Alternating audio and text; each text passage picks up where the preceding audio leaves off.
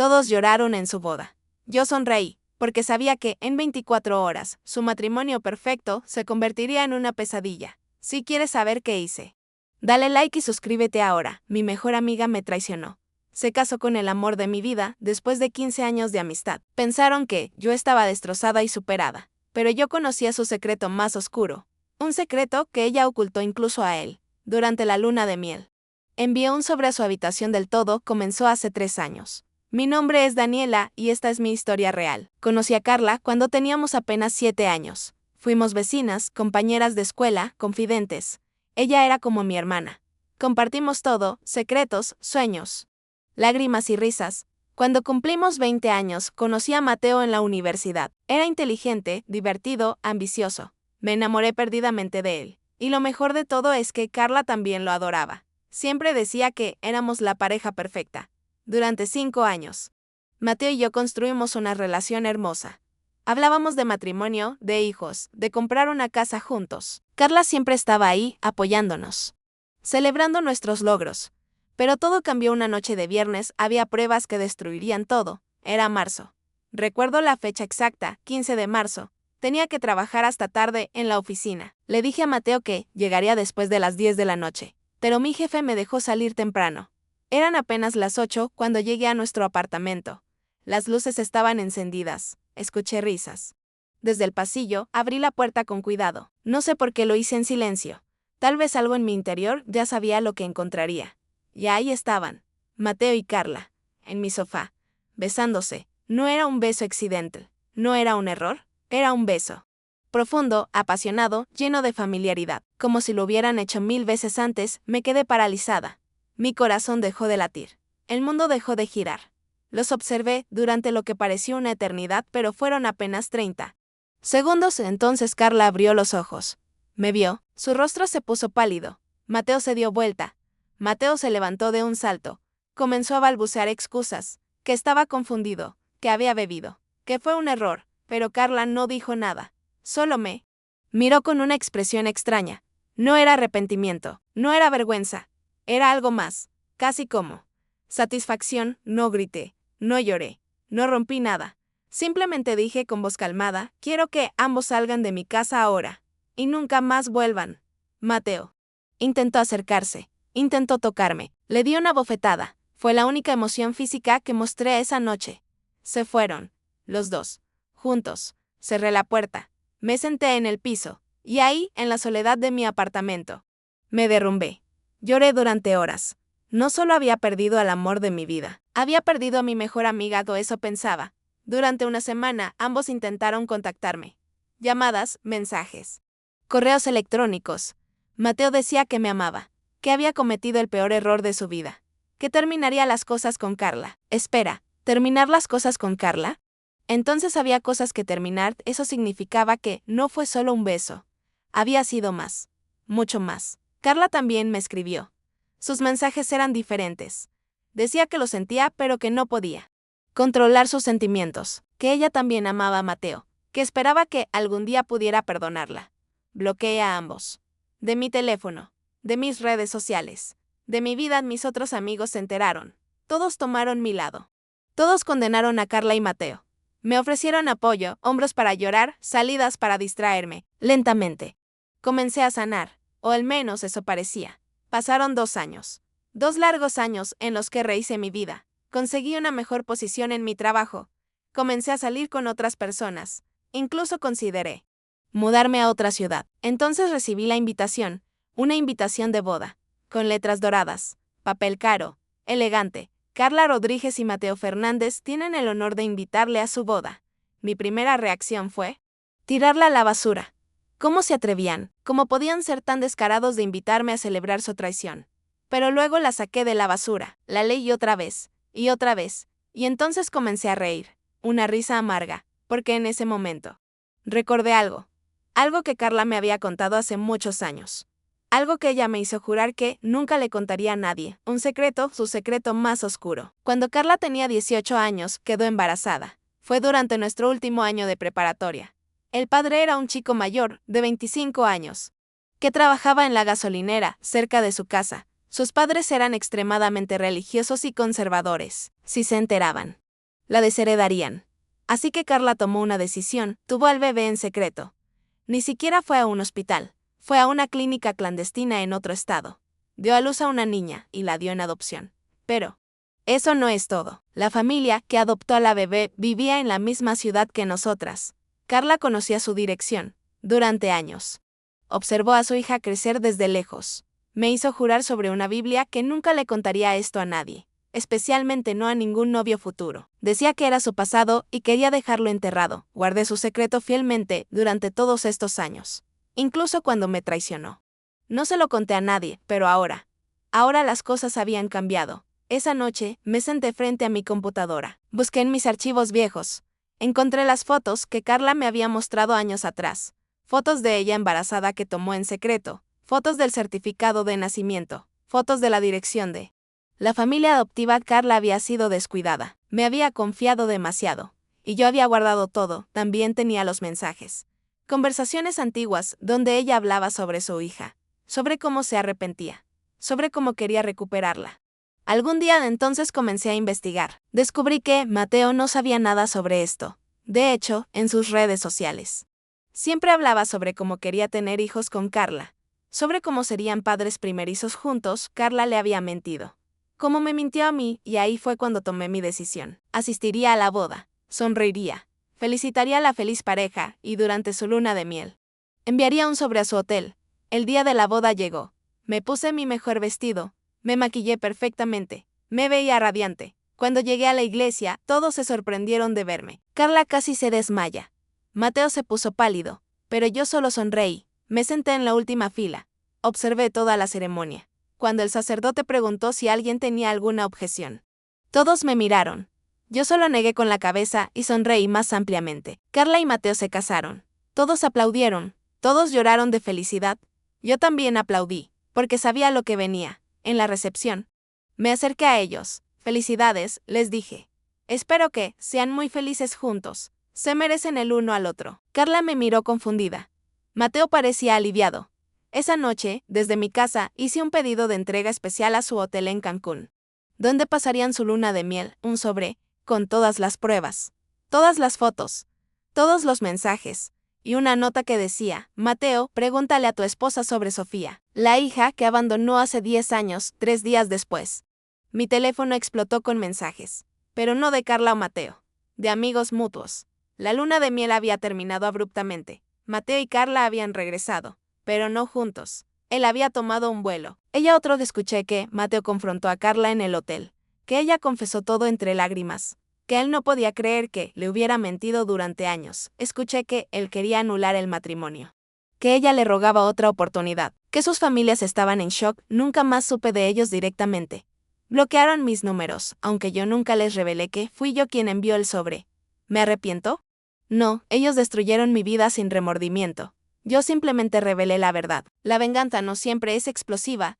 A veces es silenciosa, calculada y devastadora, y ahora, cada vez que alguien me pregunta sobre Carla y Mateo, solo sonrío y digo: espero que sean felices, porque sé que nunca lo serán.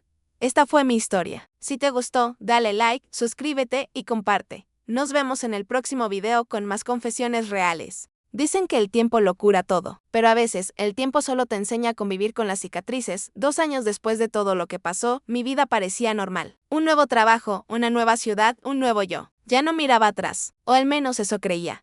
Cada mañana me preparaba un café frente a la ventana. Miraba el amanecer y respiraba hondo, como si pudiera limpiar el pasado con solo cerrar los ojos. Tenía paz. Hasta que una mañana recibí una carta sin remitente. El sobre era blanco, limpio, con mi nombre escrito a mano. Camila, en una letra elegante, desconocida. Dentro solo había una hoja y una frase: no todo está enterrado. Nada más. Ni firma, ni dirección, ni pista. Al principio pensé que era una broma, pero esa noche escuché pasos en el pasillo de mi edificio, lentos, marcados, como si alguien caminara frente a mi puerta. Me asomé. No había nadie, solo un olor a perfume, el mismo que Valeria usaba. Durante semanas, esa sensación no desapareció. Alguien me observaba. Lo sentía en el aire, en cada llamada que colgaban al contestar, en cada rostro conocido que juraba haber visto antes. Una tarde, mientras volvía del trabajo, la vi. O al menos, creí verla. En una esquina, bajo la lluvia, una mujer con un paraguas rojo. Su silueta era inconfundible. el cabello, la forma de caminar. Era Valeria, corrí hacia ella, gritando su nombre, pero cuando llegué, ya no estaba. Solo el eco de mis pasos y el sonido del agua cayendo. Esa noche no dormí. Busqué su nombre en redes, en registros, en todas partes. Nada. Ni una foto, ni un rastro. Como si hubiera desaparecido del mapa hasta que recibí otro mensaje. Esta vez, en mi teléfono. Tú me destruiste, Camila. Ahora me toca a mí, por primera vez, sentí miedo. No de ella, sino de mí misma. Porque parte de mí sabía que lo que hice fue demasiado. La venganza nunca termina donde empieza. Deja grietas, vacíos, ecos. Y yo empecé a sentirlos. Empecé a escuchar su voz en los lugares más extraños, en la radio del auto, en el murmullo del supermercado, en los sueños donde me decía, ¿te sientes mejor ahora? Pensé que estaba perdiendo la cabeza, así que decidí buscar ayuda. Un terapeuta, alguien que pudiera escuchar mi historia sin juzgarme. Le conté todo, cada detalle, cada mensaje, cada lágrima contenida. Y cuando terminé, solo me dijo, el problema no fue lo que ella hizo. Fue que tú te convertiste en lo que odiabas. Esa frase me rompió, porque era verdad. Mi venganza me había convertido en mi reflejo más oscuro. Un mes después, el destino decidió golpear de nuevo. Recibí un correo electrónico con el asunto, necesitamos hablar. Era Sebastián, decía que había regresado a la ciudad, que necesitaba verme. Al principio quise ignorarlo, pero algo dentro de mí necesitaba respuestas. Nos encontramos en un café, el mismo donde Valeria y yo solíamos ir. Él se veía distinto, más cansado, más maduro, pero sus ojos seguían siendo los mismos. Camila, dijo, bajando la mirada, nunca te pedí perdón por lo que hice. No dije nada. Él continuó, ella se fue, desapareció. No tengo idea de dónde está. Y últimamente, alguien me envía fotos tuyas. Me quedé helada. ¿Fotos mías? Sacó su celular. Ahí estaban. Imágenes tomadas a distancia, yo caminando, yo saliendo de casa, yo en mi trabajo. Todas recientes. Camila. Alguien está jugando con nosotros. Decidimos averiguar juntos qué estaba pasando. No por nostalgia, sino por miedo. Fuimos a la policía, pero no nos tomaron en serio. Así que empezamos por nuestra cuenta. Revisamos correos, registros, cámaras de seguridad. Una noche, Sebastián encontró algo. Una cámara oculta, detrás de una planta frente a mi departamento. Grababa hacia mi ventana. El archivo tenía fecha, hace 2 semanas. Y en el reflejo del vidrio, se veía una figura femenina, cabello largo, sombrero oscuro. Que era ella. Valeria o alguien que quería que creyéramos que lo era. Si quieres terminar esto, ven sola. Mañana, las 10 p.m., el Puente Viejo, no avisé a nadie. La curiosidad y el miedo caminaban conmigo. El viento soplaba fuerte, las luces del puente parpadeaban, y al fondo, estaba ella. Valeria. Su rostro estaba pálido, casi irreconocible. Sus ojos, vacíos. Parecía un fantasma de sí misma. ¿Qué quieres, Valeria? Le grité. Ella sonrió, solo quería que sintieras lo que yo sentí. Ser observada, perseguida, rota, avanzó un paso. Pensaste que ganaste, Camila, pero nunca ganaste nada. Perdiste tu alma. Igual que yo, no supe qué decir. Solo silencio, un silencio que dolía más que cualquier palabra. Luego, se giró. Caminó hasta el borde del puente, y antes de que pudiera detenerla, saltó. Grité su nombre. Corrí, miré hacia abajo. El agua se movía, pero no había cuerpo. Nada. Llamé a emergencias. Buscamos toda la noche. Nunca la encontraron. La policía dijo que probablemente fue arrastrada por la corriente. Pero yo no estoy tan segura. Desde ese día, algo cambió. Las luces de mi casa se encienden solas. Los cuadros Ken. Y a veces, escucho su voz. No todo está enterrado. Voy, 3 años después de todo, vivo en otro país. Cambié de número, de nombre, de vida. Pero cada tanto, encuentro algo fuera de lugar. Una flor roja en mi puerta, una carta sin remitente. Una sombra en el reflejo del espejo. A veces pienso que todo fue real. A veces, que fue culpa mía. Quizás ambas cosas. He aprendido que la traición no termina con venganza, sino con aceptación. Y que algunos fantasmas no vienen del más allá, sino del remordimiento. Cuando miro al mar al atardecer, a veces creo verla entre las olas, sonriendo. Y me pregunto si algún día podré perdonarla. O si en realidad necesito perdonarme a mí misma. Bubuju. Porque toda historia tiene 2 víctimas. Y esta fue la nuestra. Han pasado 6 meses desde que me mudé. Vivo en Buenos Aires ahora, en un pequeño departamento frente a un parque. A veces pienso que cambiar de país fue mi manera de empezar de nuevo, de convencerme de que todo quedó atrás. Trabajo en una librería. Me gusta el silencio, el olor a papel, la rutina predecible. Nadie aquí sabe mi historia. Para ellos, soy solo Camila Torres, una mujer tranquila que sonríe poco, pero siempre escucha. Y sin embargo, hay noches en las que despierto sobresaltada, segura de haber escuchado pasos en el pasillo, o una voz suave, casi un susurro, diciendo mi nombre. Al principio lo ignoraba, hasta que, una mañana, encontré una rosa roja en mi ventana. Una rosa fresca, cubierta de rocío, y una nota. Te dije que no todo estaba enterrado, la letra. Era la suya. La de Valeria. Intenté mantener la calma. Tal vez era una broma. Quizás alguien del pasado había encontrado mi nueva dirección. Pero nadie debía saber dónde vivía. Empecé a notar cosas extrañas, los libros de la tienda se movían de lugar. Las luces del pasillo parpadeaban justo al pasar. Una vez juraría haber olido su perfume entre los estantes. Una noche escuché un golpecito suave en la puerta. 3 veces. Cuando abrí, no había nadie. Solo una caja pequeña envuelta en papel negro dentro. Había un colgante. Uno que yo misma le regalé a Valeria en nuestro cumpleaños número 20. Lo reconocí enseguida. Era imposible que estuviera allí, la cadena aún tenía una mancha pequeña, un rasguño, que hice sin querer la noche en que nos emborrachamos juntas por primera vez. ¿Cómo es posible?, murmuré con las manos temblando. Esa noche no dormí, porque comprendí algo, fuera quien fuera. Sabía exactamente quién había sido yo. Al día siguiente, mientras caminaba al trabajo, noté a un hombre en el parque. Siempre el mismo, sentado en el mismo banco, leyendo un periódico que nunca cambiaba. Al principio no le di importancia, hasta que, un día, lo vi frente a mi edificio, fingió estar al teléfono. Pero su mirada estaba fija en mí. Me acerqué, decidida. ¿Te conozco?, pregunté. No respondió, solo sonrió. Y me entregó un sobre blanco. Dentro había una foto. Era yo, en mi habitación, durmiendo. En el reverso, un mensaje escrito con tinta roja. Ella sigue aquí. Corrí hacia la calle, pero él ya había desaparecido. Volví a casa con el corazón desbocado. Cerré todas las puertas, apagué las luces. Y por primera vez, me pregunté si Valeria realmente había muerto. Una semana después, recibí un paquete sin remitente en la librería. Dentro, una vieja grabadora de voz y una cinta etiquetada con mi nombre. La escuché en casa, con las manos frías. Al principio, solo silencio. Luego, una respiración. Y después, su voz. Valeria. Camila, si estás escuchando esto, es porque finalmente me encontraste. O tal vez, porque yo te encontré primero.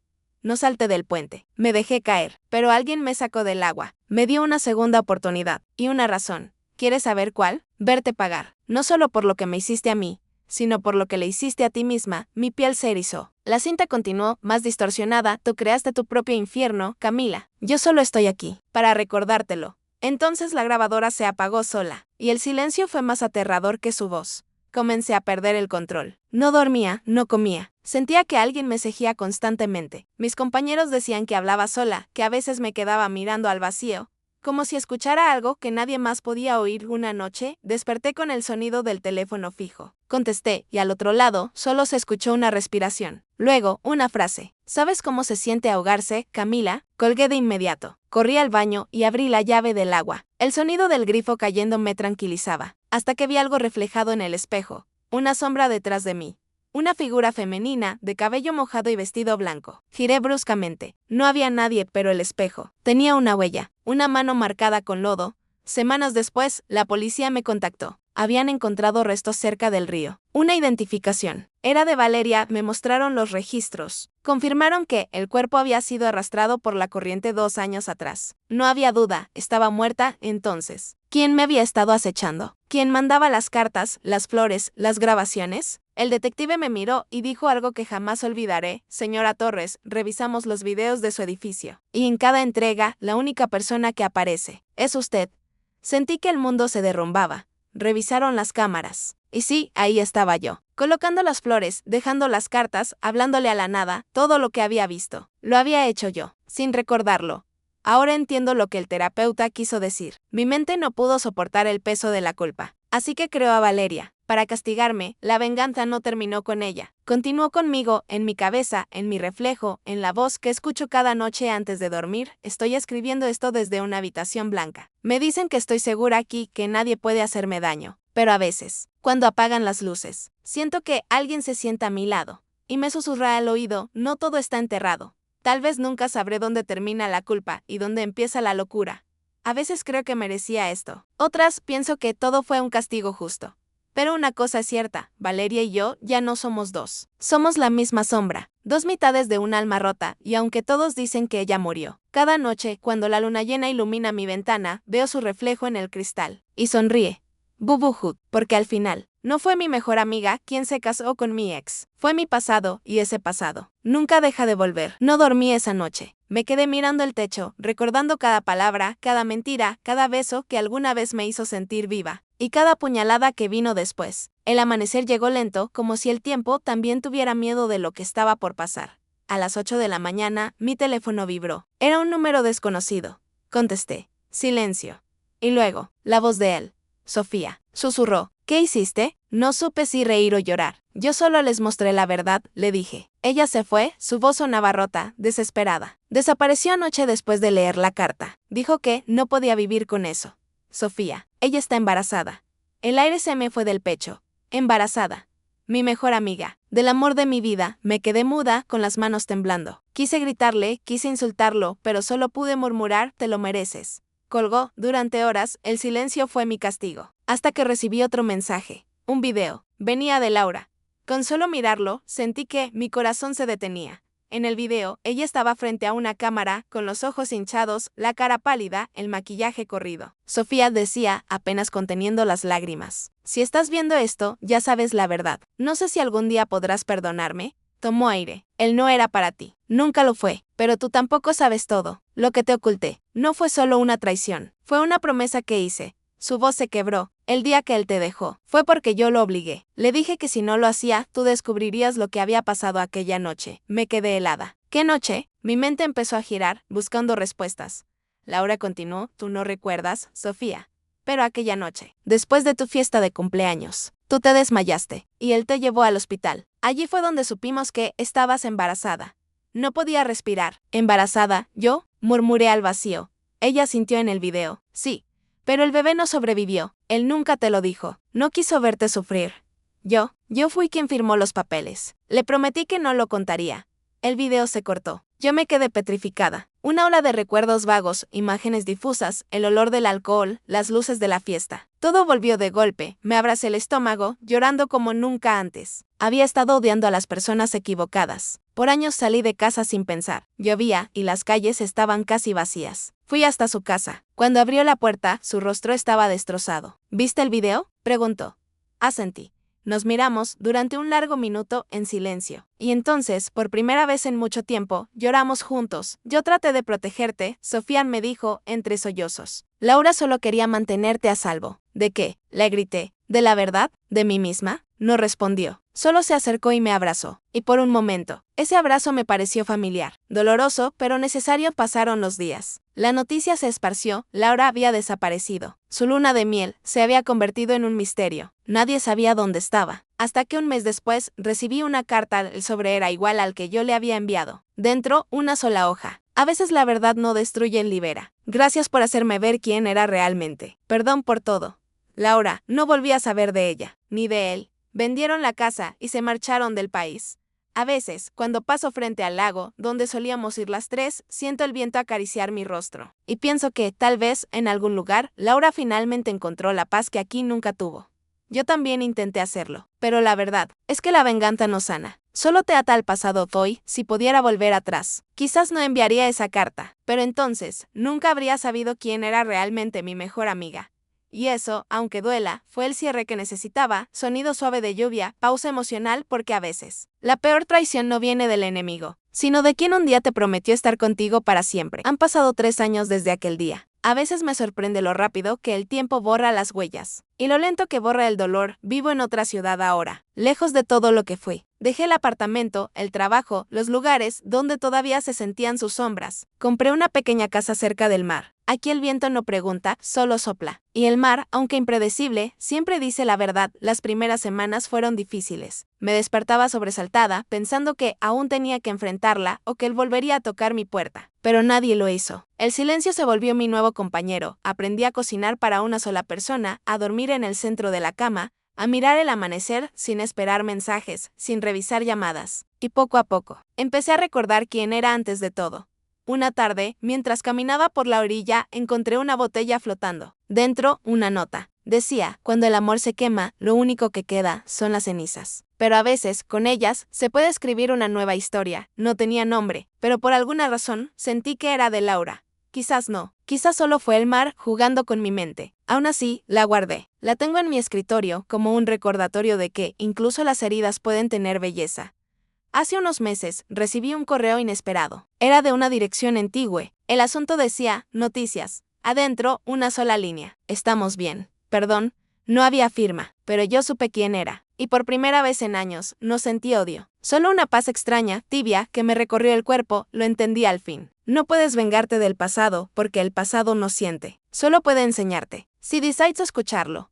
A veces la gente me pregunta si volvería a ser amiga de ella, si él regresara. Y yo sonrío, con esa sonrisa que solo dan las cicatrices que ya no duelen. Les digo que no, que el perdón no siempre significa volver. A veces, solo significa soltar. Y eso hice. Solté. Sonido de olas suaves, voz más baja, he pensado mucho en aquella carta que envié durante su luna de miel. A veces me pregunto si el destino no habría hecho lo mismo, aunque yo no interviniera. Si de todas formas, la verdad habría salido a la luz. Pero entonces recuerdo la sensación de poner ese sobre en el buzón, el temblor en mis manos, el fuego en mi pecho, y entiendo que, en ese momento, lo necesitaba, no para destruirlos, sino para liberarme. Fue mi forma torpe de decir adiós, mi manera imperfecta de cerrar un capítulo que me estaba consumiendo viva. Hoy ya no odio, ni a ella, ni a él, ni siquiera a la versión de mí que permitió tanto, porque entendí que la traición no te define, lo que te define es lo que haces después, y yo decidí renacer. Sonido del mar más fuerte, luego bajando lentamente cuando el sol cae sobre el agua. Su reflejo me recuerda algo que Laura solía decir. Todo lo que brilla. Sofía, alguna vez fue fuego, y sí. Yo ardí hasta convertirme en cenizas. Pero ahora, brillo. Música se apaga lentamente, así termina mi historia. La de una mujer que perdió a su mejor amiga, al amor de su vida. Y se encontró a sí misma. Porque al final, no hay peor venganza que ser feliz. Y no hay mayor victoria que sanar.